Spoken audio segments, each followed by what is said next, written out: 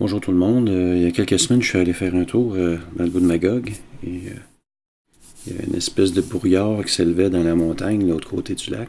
Et j'ai décidé de faire une capture de bracketing. Dans mon cas, à moi, j'aime beaucoup faire 9 expositions de -4 à +4. Évidemment, on va donner très saturé dans les hautes lumières avec le +4, comme on était très foncé pour le -4. Ici, c'est la moyenne. Et on commence à voir des nuances dans les nuages, etc., etc. J'ai fait une fusion HDR dans mon logiciel Affinity Photo pour me donner un document en 32 bits que j'ai converti en TIFF 16 bits pour avoir le plus de couleurs possible. Le résultat de cette fusion-là, je l'ai déjà dans Affinity Photo, que voici. Ce qui donne quand même pas mal de punch à ma photo de base. Par contre, ce serait peut-être intéressant d'avoir un transfert et des dégradés selon les modes de couleur d'Adobe. Pour ce faire, à partir d'Affinity Photo, je vais faire une exportation de mon fichier, mais j'ai pas besoin d'avoir une résolution à tout casser, là. Grandeur Facebook que je vais exporter sur mon bureau va très bien faire le travail. Maintenant, je vais aller sur mon furteur Internet pour aller voir le site color.adobe.com et on peut extraire les couleurs à partir d'une image. Fait que je vais sélectionner mon fichier qui est sur mon bureau. Je l'amène sur le site d'Adobe. Automatiquement, lui, il m'amène des couleurs qu'il veut détecter sur la photo.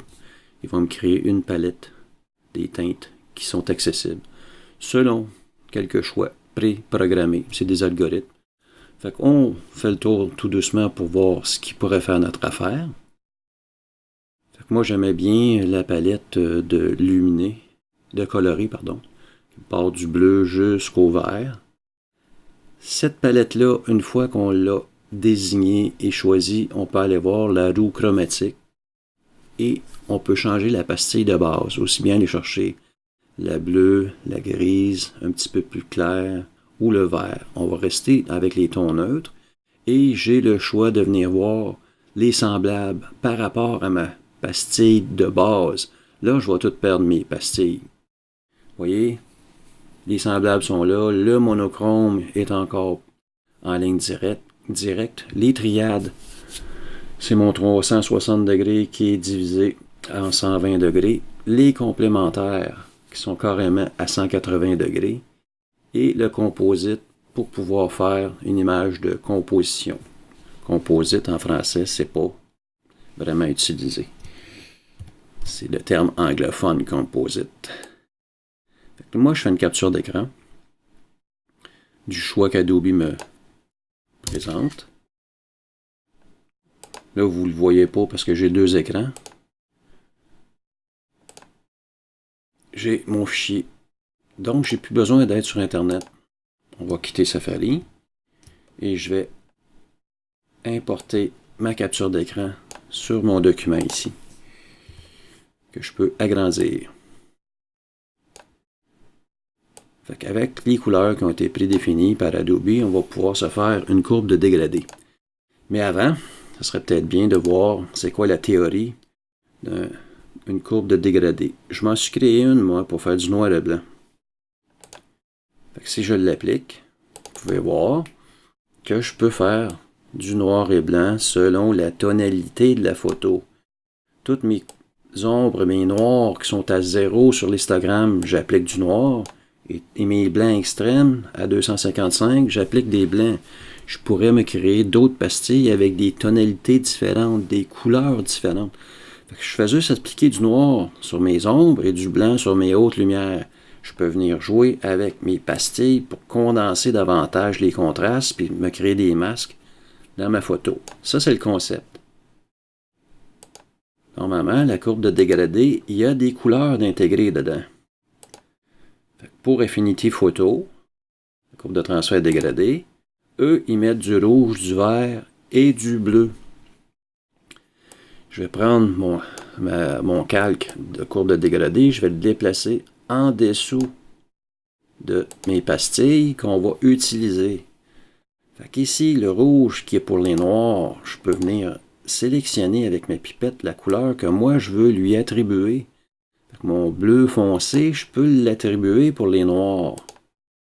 Ensuite, mon neutre, mon centre, le vert, je pourrais très bien utiliser un des beiges.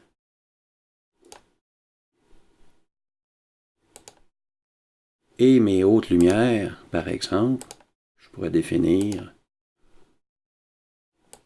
mon petit gris pâle ici. Vous n'êtes pas obligé de prendre toutes les couleurs. Ça vous appartient, ça.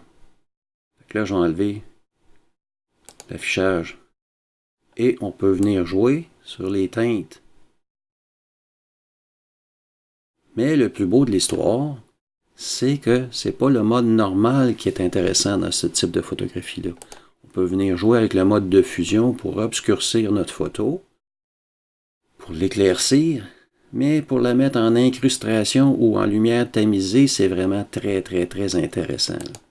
Fait que là, je peux venir jouer avec mes pastilles pour voir l'impact que je peux avoir sur ma photo. J'ajoute des teintes de beige dans les hautes lumières.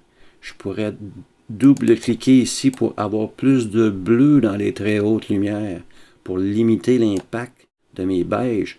Je pourrais double-cliquer aussi juste à côté pour mes noirs. Là, on vient jouer avec les couleurs selon le degré de luminosité dans ma photo. Ça, c'est le principe. Puis là, c'est vraiment votre créativité qui va faire en sorte que vous aimez ou pas. Une fois que vous avez fait votre sélection de couleurs, il n'est pas dit d'avoir une opacité à 100% sur ce calque-là, sur cette courbe-là. Fait qu'on peut diminuer l'opacité pour l'impact qu'on a sur notre photographie. Ici, on a notre image de base. Et je viens filtrer, teinter un peu mon résultat. Une fois que j'ai terminé ça, je vais enregistrer ma photo parce qu'elle a été modifiée.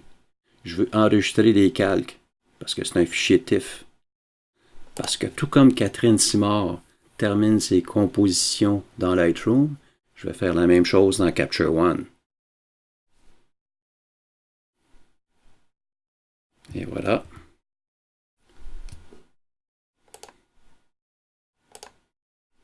Ici, j'ai mon résultat combiné. Il n'y a rien qui m'empêche de venir peaufiner davantage ma photographie. Fait que dans le module d'exposition de base, la saturation en Capture One, c'est beaucoup plus l'équivalent d'un statut de vibrance. Les couleurs qui sont déjà très saturées, il n'y aura pas beaucoup d'impact. Par contre, ceux qui le sont moins vont être plus punchés. Fait que je vais ajouter un petit peu de saturation. Vous voyez ici sur mon Instagram que les bleus sont beaucoup plus impactés que le vert, etc., etc. Il n'y a rien qui m'empêche, d'un autre côté, de venir éditer mes couleurs. Si je vais dans le module avancé, je vais carrément éliminer ceux qui étaient déjà présélectionnés. Je peux venir chercher avec ma pipette les couleurs que je voudrais modifier. Fait qu'on va prendre le vert qui est ici. Si je viens cliquer sur mon afficher le gamma de couleurs sélectionnées pour ne pas voir l'impact sur le reste de la photo, bien là, vous voyez que je tombe en noir et blanc pour les couleurs qui ne sont pas touchées, puis que je peux voir exactement ce qui arrive avec la couleur que j'ai sélectionnée.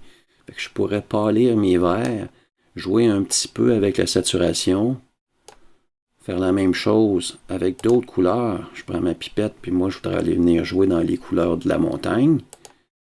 Fait qu'ici, si je viens encore le mettre en noir et blanc pour voir l'impact, puis il n'y a rien qui m'empêche que je peux rouler avec ma roue de couleur, déterminer d'autres impacts sur ce que je veux faire sur ma photo. Ici, je pourrais augmenter un petit peu la saturation. Je pourrais diminuer la luminosité pour que ça soit plus sombre. On va laisser le temps à ma carte graphique de faire le travail. Et je pourrais venir complètement voir toutes les couleurs.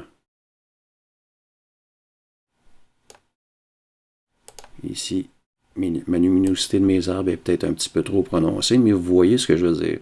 Je peaufine mon développement selon mes goûts, selon la vision que je vais avoir, pour finalement venir peut-être diminuer ma saturation qui est maintenant un petit peu trop prononcée. C'est la façon de faire pour intégrer une courbe de transfert et de dégradé selon les teintes que l'on veut bien utiliser, selon la théorie des couleurs de Adobe. À la prochaine!